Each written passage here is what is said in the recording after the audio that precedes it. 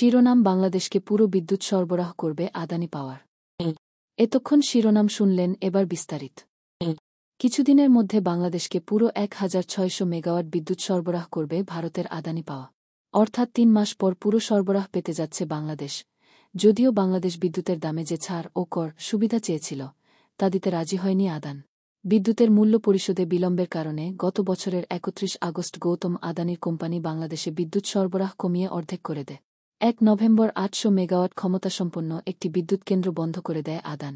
শীত মৌসুমে বিদ্যুতের চাহিদা কমে যাবে, সে কারণে বাংলাদেশও বিদ্যুৎ সরবরাহ অর্ধেক কমিয়ে দেওয়ার অনুরোধ জানা। এর পরিপ্রেক্ষিতে আদানি পাওয়ার বিদ্যুৎ সরবরাহ অর্ধেক কমিয়ে দেয়।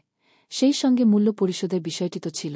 বার্তা সংস্থাটি নাম প্রকাশে অনিচ্ছুক দুটি সূত্রের উদ্ধৃতি দিয়ে বলেছে, গ্রীষ্ম মৌসুমের আগে বাংলাদেশ পাওয়ার ডেভেলপমেন্ট বোর্ডের বিপিডিবি অনুরোধে আগামী সপ্তাহ থেকে পুরো বিদ্যুৎ সরবরাহে রাজি হয়েছে আদানি পাওয়া। ঝাড়খণ্ডে অবস্থিত আদানি পাওয়ারের এই কেন্দ্র থেকে কেবল বাংলাদেশেই বিদ্যুৎ সরবরাহ করা হয়। সূত্র দুটি আরও বলেছে, বিদ্যুৎ সরবরাহের বিষয়ে রাজি হলেও আদানি পাওয়ার বাংলাদেশের অন্যান্য অনুরোধ মানতে রাজি হয়নি, অর্থাৎ মূল্য ও করছাড় দিতে রাজি হয়নি। গত মঙ্গলবার আদানি পাওয়ারের সঙ্গে ভার্চুয়াল বৈঠক করে বিপিডিবি আদানি পাওয়ার সম্পর্কে একটি সূত্র রয়টার্সকে বলেছে, আদানি পাওয়ার ছাড় দিতে রাজি নয়, এমনকি $10 লাখ ন। বাংলাদেশ কেন ছাড় পায়নি? আমরা পারস্পরিক বোঝাপড়া চাই, কিন্তু এ বিষয়ে তারা চুক্তির শর্ত টেনে আনছে। এ বিষয়ে মন্তব্য চাইলেও বিপিডিবির চেয়ারপারসন রেজাউল করিম রয়টার্সের আহ্বানে সাড়া দেন। এর আগে রয়টার্সকে তিনি বলেছিলেন, আদানির সঙ্গে এখন আমাদের বড় কোনো সমস্যা নেই এবং তারা পুরো বিদ্যুৎ সরবরাহ করতে যাচ্ছে।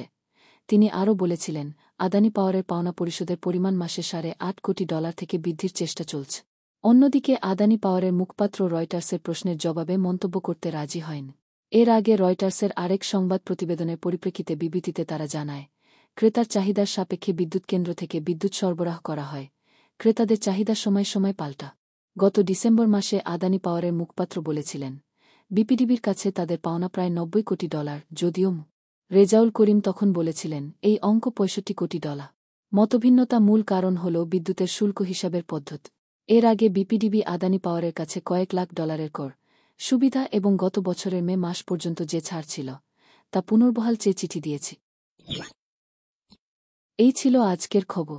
আমাদের সঙ্গে থাকার জন্য আপনাকে অসংখ্য ধন্যবাদ। যদি এই খবর আপনার ভালো লেগে থাকে, তাহলে আরও খবর ও আপডেট পেতে আমাদের চ্যানেলটি সাবস্ক্রাইব করতে ভুলবেন না। ভিডিওটি শেয়ার করুন এবং আপনার মতামত কমেন্টে জানাতে পারে। পরবর্তী আপডেট পর্যন্ত সবাই ভালো থাকুন, সুস্থ থাকুন। ধন্যবাদ।